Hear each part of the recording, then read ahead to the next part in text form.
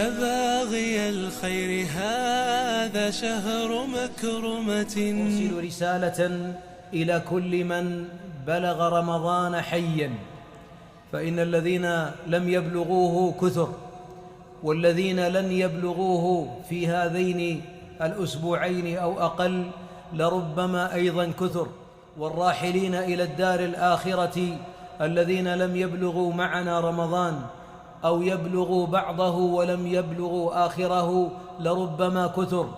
السؤال: هل قلبك مستعد لاستقبال رمضان؟ لا أقول البطن ولا أقول الثلاجة ولا المكيف، فإن المكيفات قمنا بصيانتها، والثلاجات ها نحن نقوم بملئها.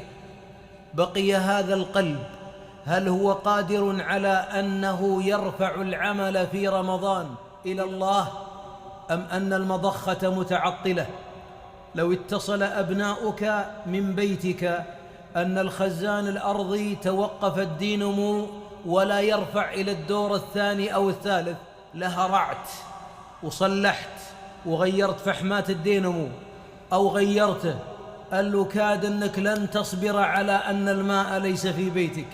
بعضنا صام 20 رمضان ولم يرفع منه رمضان واحد، والمصيبة ليس في أنه كان من المفطرين، كان من الصائمين المتصدقين القائمين المعتكفين التالين الذاكرين الله كثيرا. مشكلته جاره الذي بجواره أو صاحبه الذي في عمله أو رحم بينه وبينه شحناء. إصلاح السرائر أكبر عبادة نستقبل بها رمضان.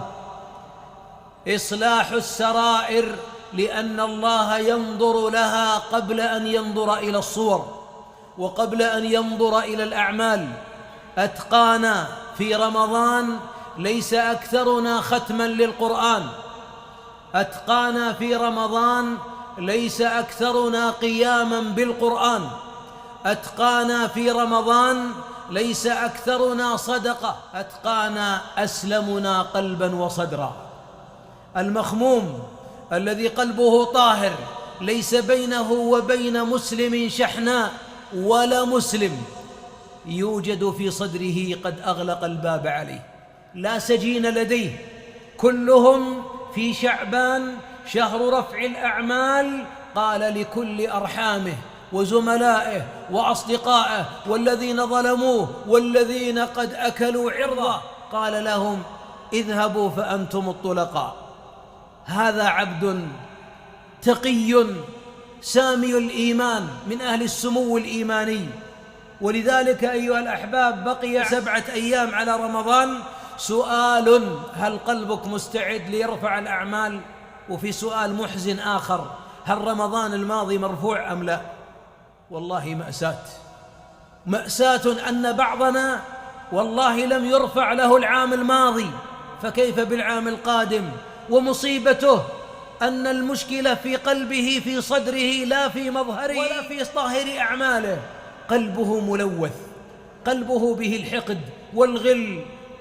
لذا الرسالة تقول: فقه الصيام يسير أن أقوله لك. وبعضنا لو أنه تمضمض بلا تعمد ودخل قطرة من الماء في جوفه لاشتكى إلى المفتين: يا شيخ صيامي صحيح، أنا أكلت والمؤذن يؤذن، يا شيخ كنت أظن الأذان قد أذن وأفطرت قبله.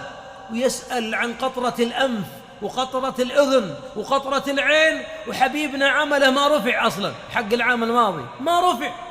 ما هذا الحرص على صحة الصيام في الظاهر؟ والصيام للتقوى وليس للجوع.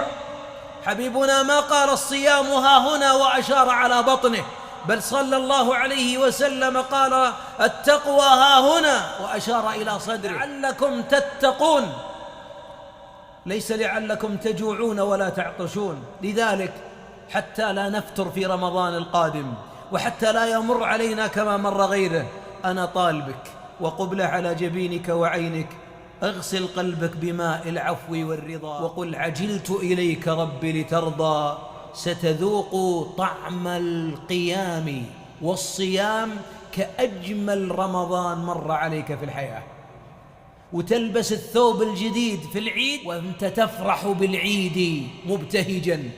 أما والله فإن القاطع والهاجر لا فرحة له، لا يفرح بطاعة ولا يفرح بعيد. لما؟